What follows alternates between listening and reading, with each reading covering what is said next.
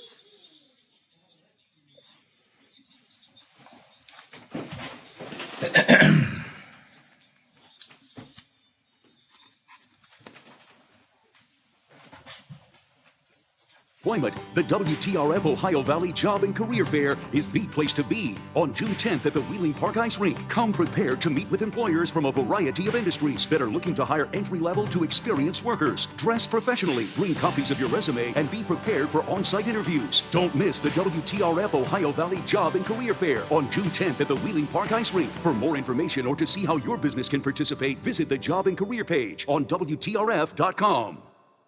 Hello, everyone. From the Watchdog, I'm Storm Tracker Darnell Foster with a look at your local weather forecast for your Friday. Mostly cloudy with scattered showers and storms, a daytime high near 65. Mostly cloudy overnight, temperatures down in the mid-50s with showers likely on and off for your Saturday with temperatures in the mid-50s. Have yourself a great day, everyone. From the Watchdog, I'm Darnell Foster. The views and opinions expressed on the following program are not necessarily those of this station or its sponsors. Yeah! Get some! Yes, sir! Yes, sir! Why are you getting so excited? Why am I getting so excited? Because there's a 3-day weekend coming up. 3-day weekend! Memorial Day weekend. Memorial Day weekend. I'm glad you brought up Memorial Day. Memorial Day. Memorial Day. Monday's Memorial Day. Let's not forget. Let's not forget. You made the ultimate sacrifice. The ultimate sacrifice! The brave men and women of our armed forces. For that, we salute you. Take your position. It's showtime.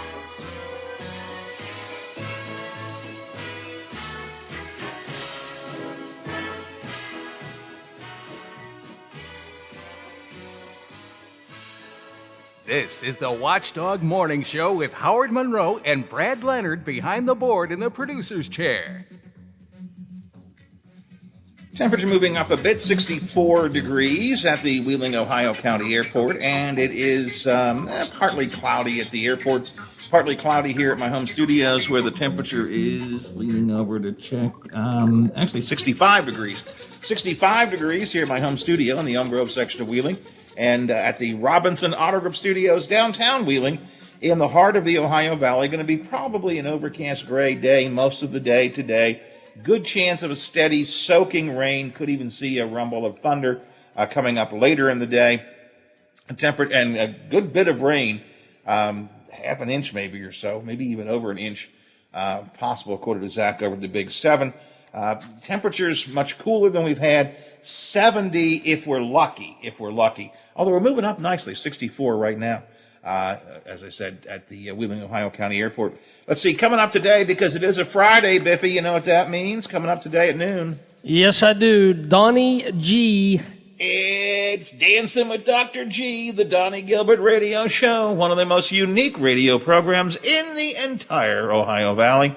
Coming up this Friday, an old friend of mine, good guy, Big John's going to be on, Big John Grzinskis, talking about some things going on down in Marshall County, including a benefit that's coming up this week. Let's see, Reva Yost from Nana's Landing in Glendale will be feeding the... Oh, man, I'm always missing those Friday food fests. Wonder if I could come up with an excuse to come in just at noon for a little bit. Just to get some food from Nana's Landing. Think Donnie would feed me if I came in? He better.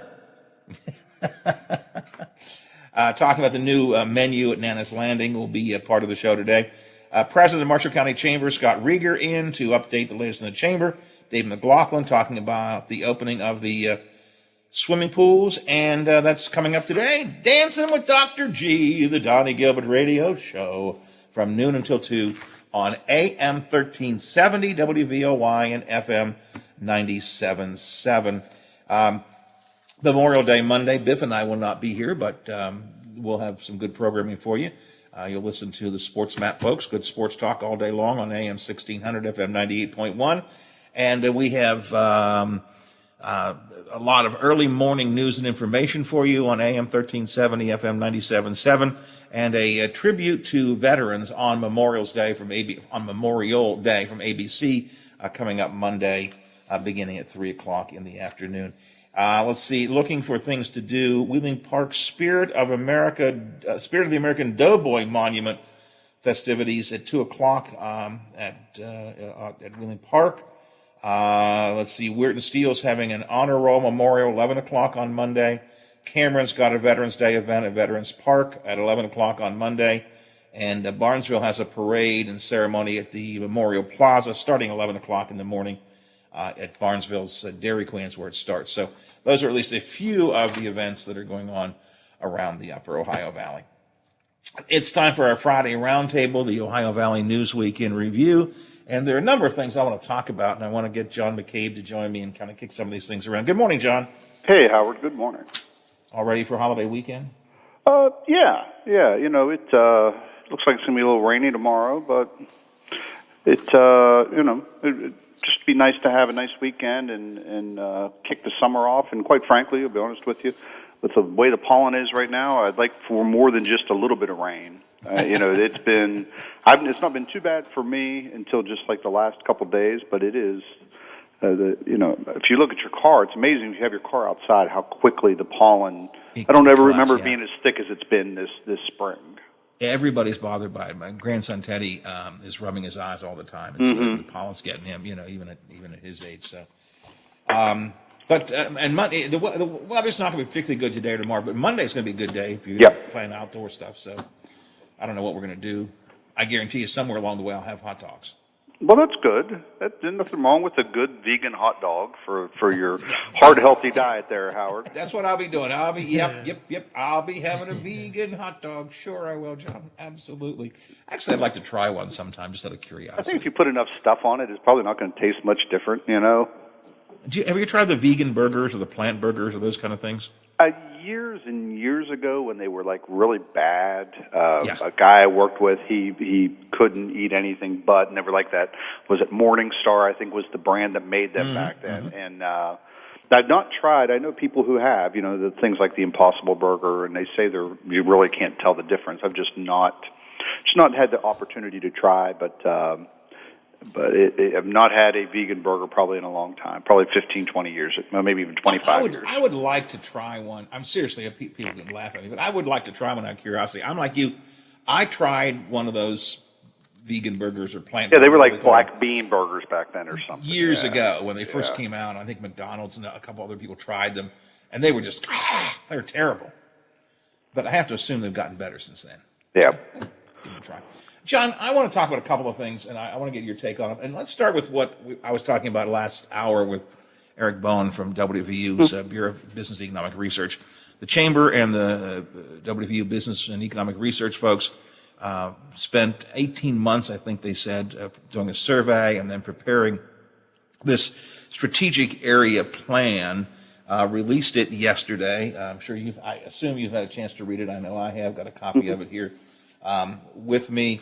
Let me just, before I offer my thought, let me ask you, do you have any thoughts on this as you have read it or heard it or talked about it? I mean, I think my thoughts are, a couple. I mean, I think the big thing is we all know what the challenges are here. I really didn't see much in there that surprised me. These are things that, again, from a historical perspective, we've been talking about, at least for the 20 to 25 years I've been up here. And so what I take away from all these studies, and as we know, there have been a number of studies done over the years on Wheeling, Ohio County, the greater Wheeling metroplex area, of this type.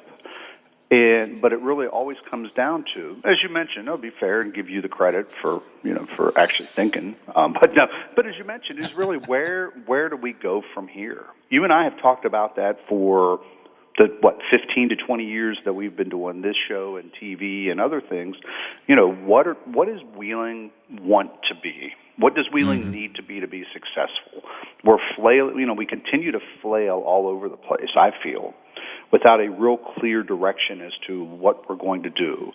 And, and a lot of the things that I see as major challenges in this town are somewhat out of the city of Wheeling's hands. The suspension bridge. The city doesn't have a lot of say there. The terrible downtown roads we have. The city is sitting and waiting. I was driving up 29th Street just yesterday. 29th Street is a state road. And from where Lowe's is all the way up into Bethlehem, that road was just paved a few years ago. You wouldn't know it by looking at it. Again, but that is a state, that road is the state's responsibility.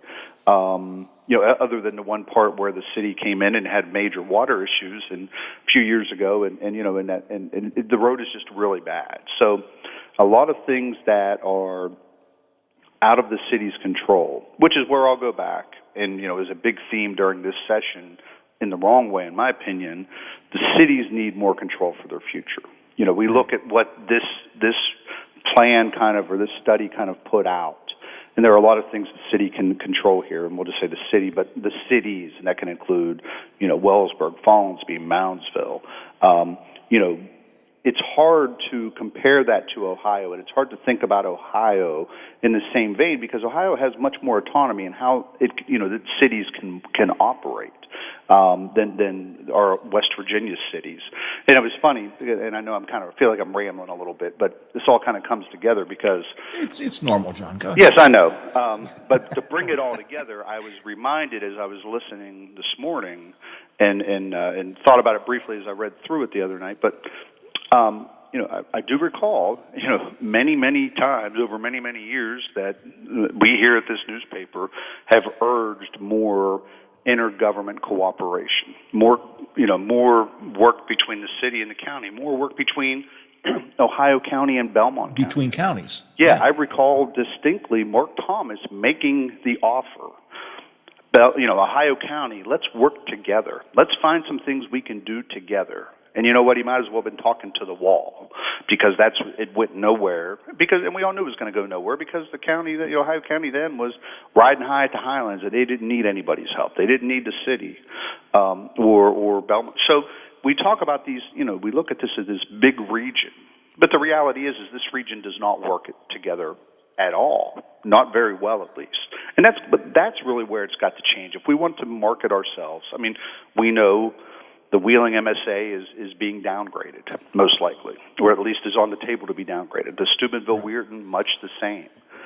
How do we leverage these assets that we have in, let's say, a 8 to 10 county region and make it work for us. That's really what it's got to be. John, I'm with you on that, and I go back even further than you do. When I very first started this, I'm talking about started in the 70s, and we would do at the time the FCC required us to do a community survey of leaders for our license renewal. We had to actually go out and survey community leaders, and every time we would do that, the number one issue back in like 72 was better cooperation among the whole area. I mean, so that's been around for as long as I've been doing this business. That's been seen by people as the number one issue, and we don't. But the reverse of that a little bit is, and we talked about this with Dr. Bowen earlier this morning, the truth of the matter is, in developing a strategy, Wheeling, for example, the actual city of Wheeling, or at least Ohio County, may have a different focus for development going forward than would Hancock County, or even than would some of the eastern Ohio counties. I mean, each area does have its own strength. Each part of our valley has its own strength and weaknesses. Now, I think we have to work together. I don't disagree with you, but I also think that what's going to work for Wheeling, for example, is definitely not what's going to work for other parts of the area. And I think that's kind of, I'm not 100% impressed with this plan. I want to be real honest with you. And I talked with Erica Storch already this morning, and she's going to join us next week to talk more about it from the Chamber's point of view. The one thing that they did say is you have to define the area you're talking about, because you can't develop a great regional plan that would necessarily work specifically for Wheeling. So it's a two-edged sword. It's a two-edged sword. Undoubtedly, yes. Go ahead. My problem with this plan is, when I first talked to Erica Storch about this as they were preparing the survey, she was very specific. We want an action plan. We want a checklist of do this, do this, do this. This moves the area forward. And maybe that was optimistic, pie in the sky kind of thing. But they call this an action plan, but I don't really see any action plans in here. Well, I mean, I don't really see any concrete steps to movement other than define your area and look at what might work, which is what I thought this study was going to do, tell us what might work. So I'm not 100% impressed with this, I'll be honest with you. Let's just start with, I think it was their number one action plan, is identify, what's Wheeling's identity? Right. That's a good question, and that's a fair question. I don't think it's one that we really don't have an answer to. And again, you and I have been asking that for, going on 2 decades now, over, several administrations, is what is Wheeling's identity? I did find the training of Workforce One to be very interesting. And again, that's been a huge discussion this year. With the whole Bluefield State, West Liberty, West Virginia Northern, Wheeling University discussion. And I think that's going to be a big one as we move through to see if, primarily West Virginia Northern, but also I think the 4-year colleges really need to engage better with our business community and what programs are needed. And I think there are some things there that are really relevant issues right now. I think the Workforce One is spot on, because we've found this year that there's a need for certain specialties or certain certifications is a better word, that it is not being met right now. That need is not being met right now, which again is why Bluefield came here and caused a big ruckus among our higher education institutions. So so a lot of this is, as well, is going to be some follow through to make sure things get done, to make sure that our colleges and our universities and that we're engaging with the business community. And maybe that's, I don't know if that's not happening now necessarily. I mean, I know it's happened over the years. Maybe it needs to happen at a better level. But I will agree with you. And again, I think Erica was probably just a little bit had over expectations. But it's hard for WVU to come up here and do a study and really put out, here's what you need to do. I mean, that's really, we live here. The business community here knows what's needed. It's got to be an internal thing. And again, if we want it to be part of a bigger region, then there needs to be better communication and better cooperation among our local regions. I mean, let's just look at the cracker plant. No, I think everybody in our immediate region. I don't know that we're ever going to look at the cracker plant. Well, but, for the sake of conversation, I would disagree. I hear I what don't you're know. saying. We didn't talk about it, and we've been trying to get some additional confirmation. But just a week or so back at the Pennsylvania Oil and Gas Association's annual meeting in Pittsburgh, they had a. One of the, guy who's not from this area came in and talked, Exxon apparently. He thinks Exxon may be interested. Now, of course, Exxon's got its own problems right now with upheaval on its board. But, I think there's still a lot of a very bullish attitude toward that plant, depending on how things go, obviously. But, who we've not really heard from all that much on that plant is the government of West Virginia. Again, we've had some token thought process. We haven't heard anything from the governor of West Virginia. I mean, some. I mean, they did appoint, and this even goes back to Earl Ray. So I'm not saying the current governor in particular. I'm just talking West Virginia government. When you go back to Earl Ray Tomlin, he did appoint Mitch Carmichael, I think, as lieutenant governor, to serve as part of this broader 3-state coalition of lieutenant governors who would get together and talk. But that's been several years ago, and I don't think they've probably met in several years now or even talked. So again, we have this potential development that is, again, well on its way to being at least possible to happen. And the state of West Virginia is more likely to talk about the project in Parkersburg that we've known pretty much from about day 3 was going nowhere. Ain't going to happen. Yeah, exactly. So the city of Wheeling, when Mayor Elliott first took over, and I'm talking about the first term, so it's been 5 years ago. Yeah. One of the first things he did was appoint a committee to work on ways to take advantage of the cracker plant. I believe Delegate Fluharty, was the chair of that. Yeah, I think our friend Pete Holloway was on it, if I recall correctly, as well. And then it just sort of, I have heard no upshot follow through. They had a couple of meetings and stuff, and it just kind of faded away. So So that doesn't. I mean, it kind of goes to what we're talking about here, but it doesn't as well. But it really just needs to be, again, if we want something to change in this community, that's you, me, and our positions within the community, the elected officials, the business leaders. We've got to get on, not going to say all on the same page because that's never going to happen, but we've got to start thinking of really what we want this region to be. We know we're a graying region. We know if we look at Wheeling, which is, again, the epicenter of our entire region. I was just looking this morning, again, at population numbers over the last 130 years, and we all know what those have done. They were down, and then they went way up, and then they've gradually come back down to where they were in the late 1800s or below that. And, our median age is older than the median age in the state of West Virginia, mid-40s now. So what do we do to change that? And that's going to be a systemic thought change process. I listened to a really interesting podcast a few days ago on how Pittsburgh has been transitioning itself, away from steel and coal and industry to, now a bigger, much stronger healthcare model. The pluses and minuses they've been very successful with that too. They've been very successful. And there are some downsides to that, and there have been downsides over the last 30 or so years as that's been happening. But the reality is it's allowed Pittsburgh now, after a long struggle, to kind of get itself righted, and now instead of being the city that it was 40 or 50 years ago. It's never going to be that again.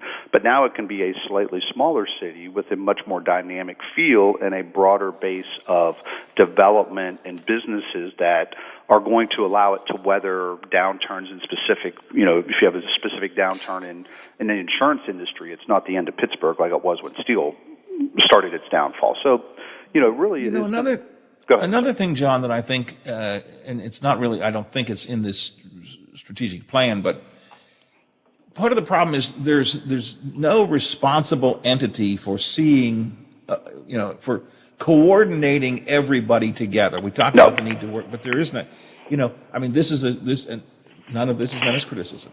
This is a report from the Chamber of Commerce. Mayor Elliott had his own Wheeling task force on taking advantage of the task of the cracker Yep. plant breakthrough.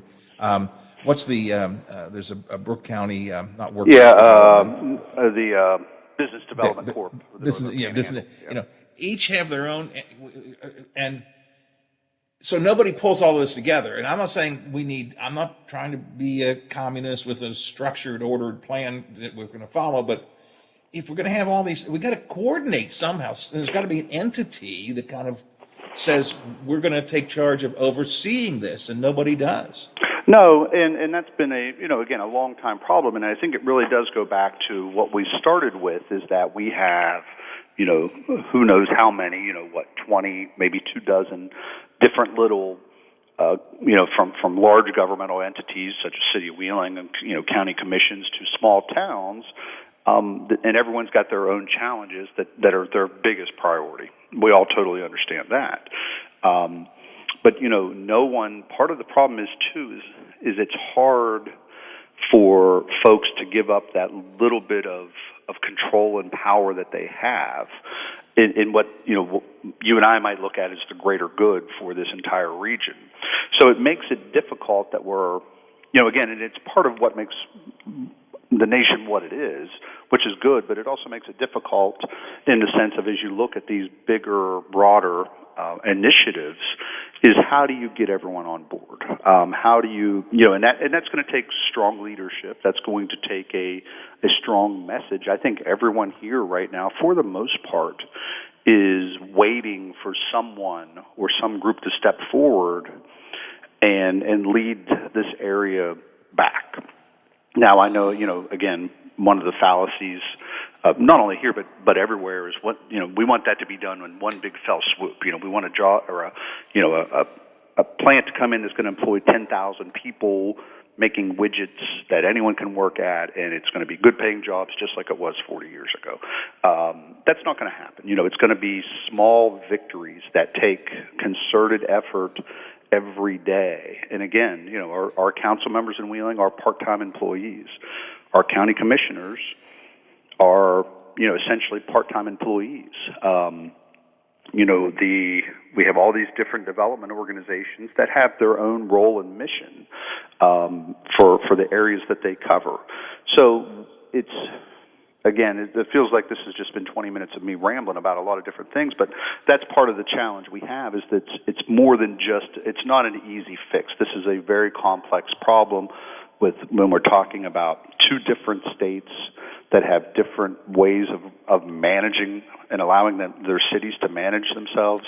So there's a lot to this that, again, that's where it needs to be a bigger effort to look and say, what is, again, the needs of our entire region, and how do we get where we want to be? And one last point I want to make about this proposal, this plan from the Bureau of Economic Research, and then we'll move on, is that it tends, I don't want to say a backward-looking plan, I don't mean it that way, but I didn't read a lot of talk about what do we do to grow the economy. There's talk about reinvigorating healthcare after a brief period of problems like OVMC closing. There's talk about the gas industry having gone through a soft spot. How do we revitalize it? The energy industry in general. And I get that, and I'm not disputing that. But I didn't see or hear any talk about what's the vision, the newer vision, the different vision, the future vision. Yes, those things are important. I will never disagree with that. But I didn't see or hear a lot of talk about what's the next step. And that really, and I think that's where our identity comes in. And, that's got to be that's a local decision. That's got to be a locally focused issue. Because, again, we know, I'm sure the researchers at WVU came in and did extensive, data study and market study, et cetera, but they're not living here. They're an hour and 15 minutes away in a totally different market, a market that not all that long ago wasn't a lot different than ours right now.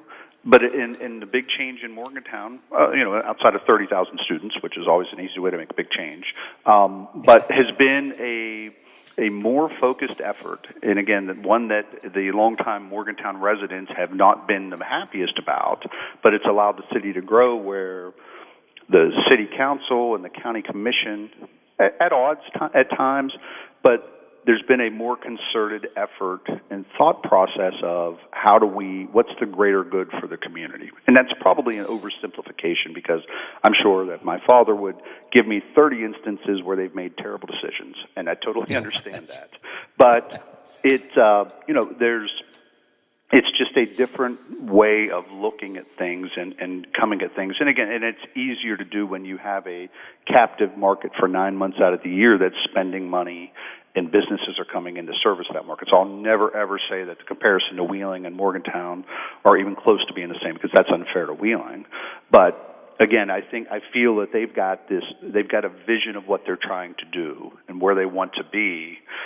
And again, our vision can be different, has to be different, but yes. But still, we have to have a vision and build on it. I need to do a break, John, sure. And I know that Eric is going to join us next week. I'm going to be talking a lot more about this. I'm sure the newspaper will do a number of follow-ups on this strategic plan. So it's a story that's got a lot of conversation yet to go. Let me do a break. I want to do a quick checklist of 2 or 3 local stories to get to when we come back. So stick around.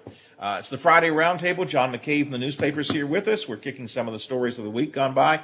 And we'll do more of that coming up in a minute or two. But first, Metro News is here with some headlines for you. The Metro News Update is brought to you by Thomas Auto Centers, Mall Road, St. Clairsville. Get the best deal at Thomas Auto Centers. West.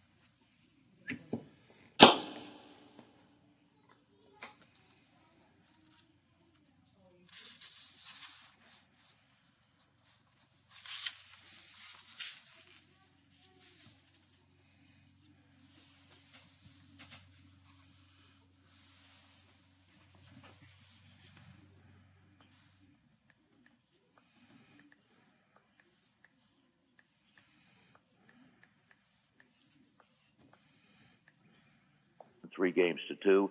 Carolina defeated Nashville in overtime 4-3.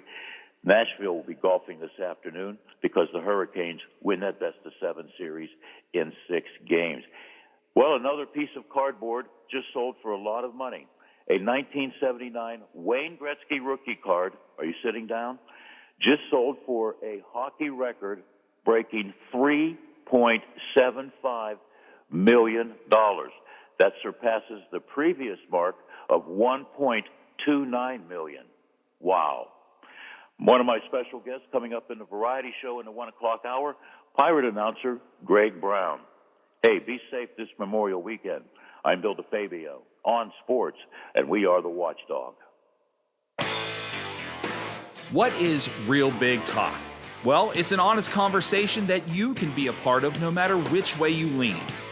I'm Big Rick, your host of Real Big Talk, and I invite you to join me, Lola, and the rest of this community to discuss our world and the events that unfold daily. Be a part of the conversation at 304-214-1600. Real Big Talk, weekdays 2 to 5 on the Watchdog. Hey, I'm going to the kitchen. Can I grab you a Coors Light? Yeah, that sounds good. Huh. I never knew there was a zip line in my fridge. Hey! Hey, buddy! Yeah? You got 2 Coors Lights up there? You got it! Always brewed down to 34 degrees. With a taste as cold as the Rockies, only Coors Light gives you refreshment every time. Here you go. 2 Coors Lights. Awesome, man. Wow, these are really cold. That's the only way I deliver it. Sure. I mean, you being a mountain climber and all. Yep. You probably need a pretty warm coat in there, huh? Yep. Hey, Ben! Yeah! Ask him if he has any nachos. You got any nachos in there? No. Just icy cold Coors Light? Yep. That makes sense. It is the Rockies.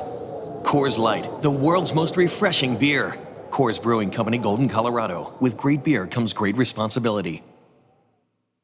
Over the years, you've brought opioids into your home. They helped when you were in pain, and you held on to them just in case. But holding on to opioids puts your family at risk. Learn more at www.fda.gov/drug disposal. Now, during the Jim Robinson Ford Lincoln Toyota Pre-Owned Super Sale, select from over 80 vehicles in stock starting under $5,000. Most are local trades, many with one owner. Hurry to Jim Robinson at the Highlands, home of lifetime powertrain protection. Now, during the Jim Robinson Ford Lincoln Toyota Pre-Owned Super Sale, select from over 80 vehicles in stock starting under $5,000. Most are local trades, many with one owner. Hurry to Jim Robinson at the Highlands, home of lifetime powertrain protection. Claysville. The Watchdog is protecting your yard. Join Howard Monroe, Hoppy Kercheval, Bill DeFabio, and Big Rick for the best live and local talk in the Upper Ohio Valley and beyond. Claysville trusts the Watchdog. The Watchdog prides itself in being involved in our community, and we want to hear from you. Does your organization have an event that you would like promoted on the radio? Please send us the details via our website, watchdognetwork.com. Just click on our contact page and fill the information. Live, local, and here for our community. Share your events with the Watchdog.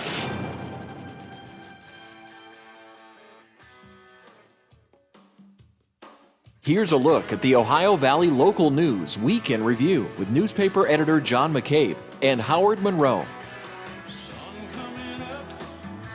It is 9:43, 17 to the hour here on the Watchdog Morning Show. We're looking at 64 degrees and partly cloudy at the Wheeling, Ohio County Airport here at my home studios in Elm Grove and at the Robinson Auto Group Studios downtown Wheeling in the heart of the Ohio Valley. John, let's kick a couple of things around here real quick. Trucks, bucks, and scholarships, I guess, are coming. Maybe, if he gets something figured out before Tuesday. Yeah. Maybe Tuesday we'll add, like a free kegmeister or something to the list. Hey, I'll give the governor credit for trying. And you know what?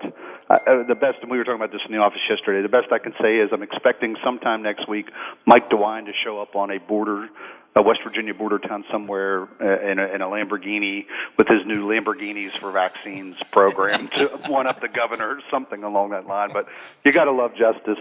Truthfully, Ford pickups, what better way to get a bunch of yahoos in the state?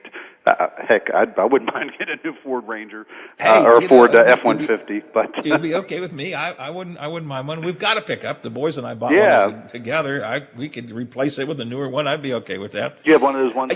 John, real quick. Yeah, go ahead. I'm sorry. I joke. We joke a lot about, and Stephen and I did last hour about the governor. I think he just makes up these things on the spot sometimes, and I really do think he wants to do right. He's just trying to quite figure it out.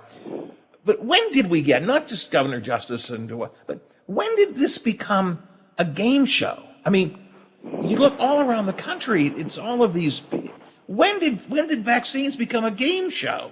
Apparently, when everyone started to realize that we were going to hit a plateau and we had to incentivize to go above it, I don't know why we're where we're at right now, but as a nation, when we're giving out pickup trucks and marijuana and cash and savings bonds and doing the Vax a Million drawing in Ohio, I mean.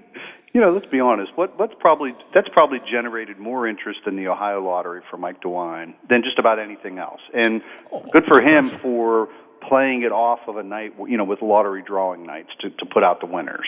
So it's where we're at today, and unfortunately, may well be why our country's where it's at today, because this is our mentality: is you got to pay me to do something. Well, in Westfield, we've come a long way from savings bonds. That's all I can say. We've come and I'm waiting for the Bob Evans gift cards to be wrapped into the package, too. Well, either that or, I wonder if the state's fleet of Yugos, if there's any of those babies left that we can hand out, The state has, of course, he's talking about using the previous CARES Act money to pay for this. I guess we'll learn more about that on Tuesday. Of course, we have a whole nother round of money that has just come in, $670 million. The state is going to try and figure out how to do that. I think that has the potential to be very transformative to this state if the governor, the legislators, and both sides of the aisle can approach this creatively, constructively, and comprehensively. That money could be used really to move things forward. We've talked a lot about this on the show. We're going to continue to do that. And the cities around the state are getting it too. The city of Wheeling's gotten a nice chunk of change, which they have a chance to do something with as well. Well, as we just talked about, making a difference and setting a different vision. The city has $29.5 million. That's just in Wheeling. So $29.5 million. That has some stipulations. I don't know if any of those stipulations, as we opined last week, would include funding the Ohio County Public Library to make up for the Ohio County Board shortfall. But we'll put that out there anyway. But it really is a chance to do something big. Actually, just real quick, I'll let you. But I think actually because this money is allowed to be used for, I forget what the phrase they use, public sector losses. Yes. So actually, that's a possibility. Yeah, so it's there, and we proposed it last weekend. But really, in all honesty, Ohio County has another. I think it's around 10. He said we've got about $40 million just in this county of unallocated money. That's again, the city of Wheeling, as we pointed out, City of Wheeling's general fund budget is $30 to $35 million, depending on the year, $33 million. And city leaders are very well aware they have a chance to do something very substantial and impactful here. What it's going to be is yet, we're still, they're working through it. But it really does give an opportunity to do something that we hope. I mean, not that sewer lines don't need done, but it's not. That maybe can be part of it. It really is a chance to do something that can make a difference for the community. Again, I don't know what that's going to be. That's what they hire people like Bob Heron and Tom Connolly to figure out. And go through the regulations and see what can be done. But it is there's a lot of money floating around right now. We're going to talk to the mayor on Tuesday about his general thoughts on this. I don't think they've got any real firm priorities yet, but I want to get a sense of what the mayor is thinking and what kind of process they're going to use. How are they going to, massage this into some sort of comprehensive plan, not to be confused with the comprehensive plan, because, again, at the state level, at the city level, at the county level, and this also goes back to, cooperation. One of the things Senator Ehlenfeld said on the show a couple of weeks ago was, why can't counties sort of combine some of that money and work together for some kind of communal projects? So there's a lot of potential here. To me, this is the kind of thing that the government can do that can really make a true transformative difference in people's lives with this kind of money that you'll never see again for a very, very long time. Let's think this through. Let's do it right. And John, you mentioned the Ohio County Library. Again, this week, a number of folks speaking out at the Ohio County School Board distressed with the school board having cut their funding to the library by about a third. Yeah, so it's actually about 14% of the library's total funding, but a third of what was the Board of Education's annual allotment of basically 3 cents of every $100 of assessed value went back to the library. Again, we've talked about it before. It's been a long time relationship between those entities that for many years was stipulated by law. That changed in 2013.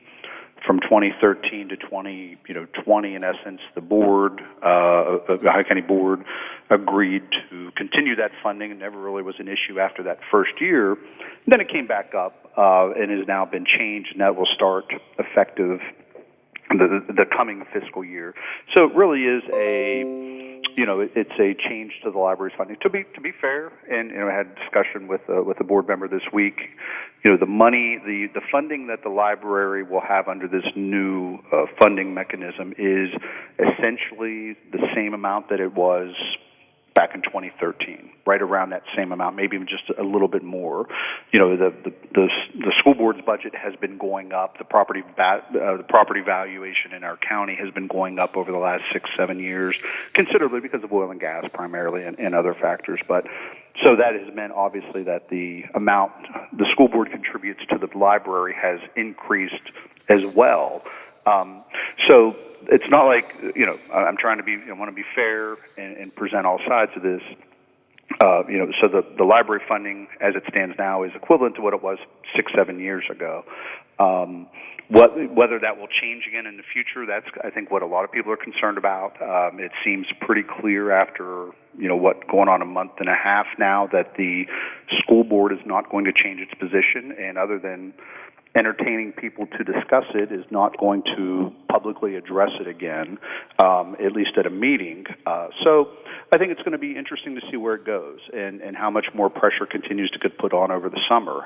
It's, to me, a very important issue for the county. I'm still having a hard time understanding the thought process behind it, but that's okay. I'm sure a lot of people look at my thought process and wonder if I even have a brain.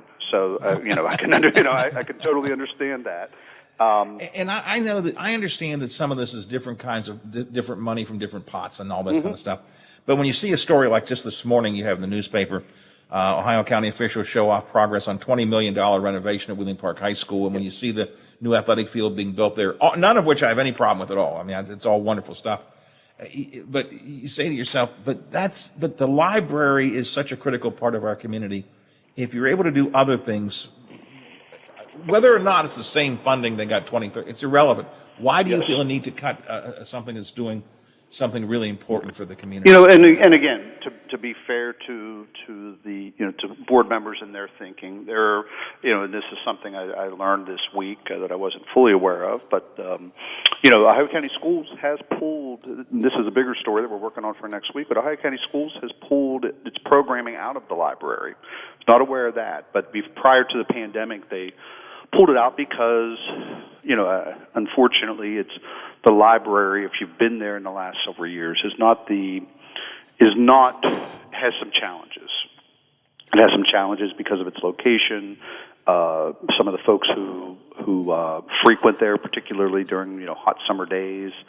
And at some point, a decision was made in Ohio County that it's maybe not the best environment for young kids in programming. So I think there's a bigger conversation that needs to be had here on a couple different fronts. But I'm always going to go back to we can have that disagreement on how the libraries run and who. It's a public building, so you really can't keep X or Y out. Does it maybe need a stronger law enforcement presence there? Maybe. But taking the money away from it, to me, is probably not the right answer, right? At least right now. We don't have time at all for this now. I would have a lot of pushback against the cities or against the county saying the school system saying that they're uncomfortable with their people being there. There are a lot of things that could be done before cutting the funding for the library. Yes. But I got to move on, John, right now. Have yourself a good Memorial Day. Hey, same to you, Howard. And your family, and we will talk again next week. Sounds good. Take care. All right, thanks a lot. John McCabe, managing editor of the local newspapers, the Intelligence Around the News Register, our Friday roundtable every Friday, where we invariably manage to irritate somebody. Somebody. And Biff, I've noticed how many times phrases anymore begin with you and John. You and John. Which I guess means people are listening. I guess that's what it means. Do we have Bob with us or not? Yes, we have Bob. Mr. Westfall is here as we wrap up the week and we wrap up the summer or the springtime and think about summertime with the beginning of Memorial Day. Good morning, Bob. Is he with us or not? Well, I just didn't know whether to say hello to you or keep on tap dancing. With us or not? Well, I'm here, Howard. Good to talk to you too on a Friday. Any big holiday weekend plans? No. I'll be here on Monday. Oh, we won't be. Yeah. Well, I'm still calling. Hey, listen, if anybody answers, call me at home real quick. Okay, we'll do. Because there shouldn't be anybody there. What are you working on today? Some exciting stuff. You had some good stuff yesterday, really good stuff. I really enjoyed a number of the stories you had yesterday. Make me happy again today. What are you going to work on today? All right, a few things we're working on today. Obviously, we're going to be keeping track of the weather. Rain rolled through this afternoon, a little bit spotty over the weekend. Temperature tomorrow, struggling to get to 60. I think we're talking 58, 56 degrees as a high tomorrow. So Zach and Dr. Dave and Aaron tomorrow will be following that up as that continues. So weather, of course, is a big thing. Something else we're working on is as things return to normal, we're going to talk to the people up in Weirton. They're going to open their city building back up to people. So we're going to get the rules and the regulations on what they're doing and how they're going to do that. So we're going to touch base with them as things, return to as we say, the new normal. So we've got that going. Something else I want to remind everybody, we've got one of our own, Shelby Davis's mother, fighting cancer. There's a fundraiser today up at Quaker Steak. So if you're out for lunch, stuff like that, stop up. I think it starts from noon. I think it goes to like 5 o'clock. So if you got a couple minutes, stop up, get something to eat, have a good lunch for some good people. So we're gonna have a VOSOP following up on that today. Also, a lot of stuff. The Soup Kitchen, Wheeling Homeless Coalition has got together. They're going to have a vaccination clinic today, and I think they've got one more next Friday. We're just going to check in with them to see what it is, what people need to know dealing with, I guess, one of the underserved areas, homeless and things like that within the area, getting their vaccinations. So we're working on that. So a little bit of everything day, boating safety. Ogilvy celebrating its Wheeling Park celebrating its 95th anniversary. So we're going to have a little bit of a history lesson on that today as well. That is neat. I know a lot about the history of Wheeling Park, and some folks have been asking me about it lately when I've been telling them about it. A lot of people don't know the real history of Wheeling Park and what it used to be when it first got started and so on. So that will be a really fun story.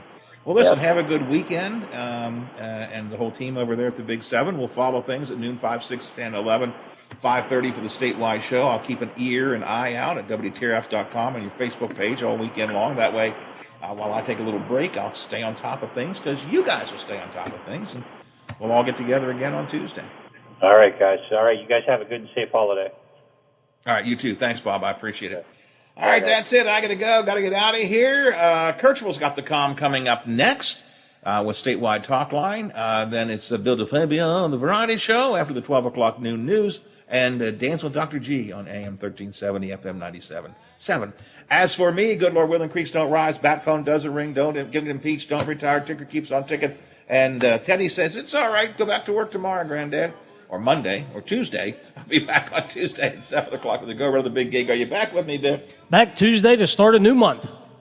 All right, and a whole new season. We'll keep on doing it till we get it right. That could be a long time. Indeed. The Watchdog is FM 98.1, AM 1600 WKKX Wheeling, FM 97.7, AM 1370 WVLY Moundsville. The ABC News is brought to you by Thomas Auto Centers, Mall Road, St. Clairsville. Get the best deal at Thomas Auto Centers. To get a vaccine in California will receive a $50 $50 gift card. Ha! That's nothing compared to a truck. We got trucks. God help us. What will he come up with on Tuesday, you know? Or he'll decide, I realized I can't give away trucks, or we don't have no trucks. It's like what John said, but we got some Yugos.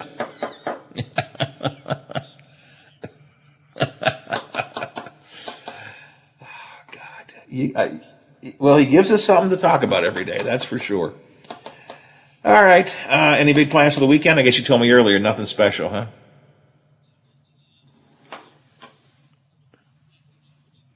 Any word on when you might get a chance to move? Great. Super. That'd be great. That'd be good. That'd be good. Get settled in and have summer in your own place. That'd be nice. You got a backyard there? Or deck? No? Deck to pool.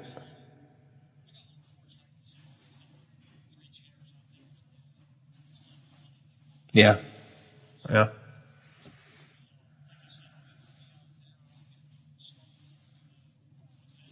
There you go. I stumbled there more than once myself when I lived in Warwood, so I completely understand that. It's actually a pretty nice place. I mean, they're good people, so. All right, Teddy's already here. I don't know if you could hear him or not. He came in loud and strong this morning, so he's playing Mario already, so I have to go play Mario with him, I'm sure. And I'll be around all weekend, nothing special, so if you need me, just give me a call if anything goes wrong, or somebody will no doubt call me and let me know. Otherwise, enjoy your weekend. Have a hot dog, have a burger, maybe a couple of beers, and I'll talk to you on Tuesday. All right, thanks a lot, Biff. Appreciate your help, as always. All right, bye. There he is. You're right. There he is. I think his grandma probably said, okay, you can talk now. Granddad's off the air. Yeah. All right, talk to you Monday or Tuesday. Thanks a lot. Bye. Results look their best. Call 800-401-6681. That's 800-401-6681. 800-401-6681. Or take the free scan at reputationdefender.com. The search is on for 10 people missing after a boat from Cuba overturned in the ocean not far from the Florida Keys. 8 people were rescued. The bodies of 2 victims were also pulled from the water. Another cyber attack is being blamed on Russia. Microsoft says the same hackers responsible for the so-called SolarWinds attack launched a new campaign trying to steal more information. It went out through emails that looked like they were coming from the U.S. Agency for International Development. There are big hopes for a relatively big holiday weekend at the box office, says ABC's Jason Nathanson from Hollywood. For the first time in a long time, 2 major studio movies hitting the box office this weekend. I Am Woman. Hear me roar. Disney's Cruella stars Emma Stone, giving us the origin story of the 101 Dalmatians villain. That's in theaters and on Disney Plus, where you'll have to pay extra to see it. Only in theaters. There's nothing left. It's A Quiet Place Part 2, the horror suspense sequel starring Emily Blunt. And given that it's Memorial Day weekend, the traditional start of the summer movie season, we should see the biggest box office totals since the start of the pandemic. Jason Nathanson, ABC News, Hollywood. The head of the Tokyo Olympics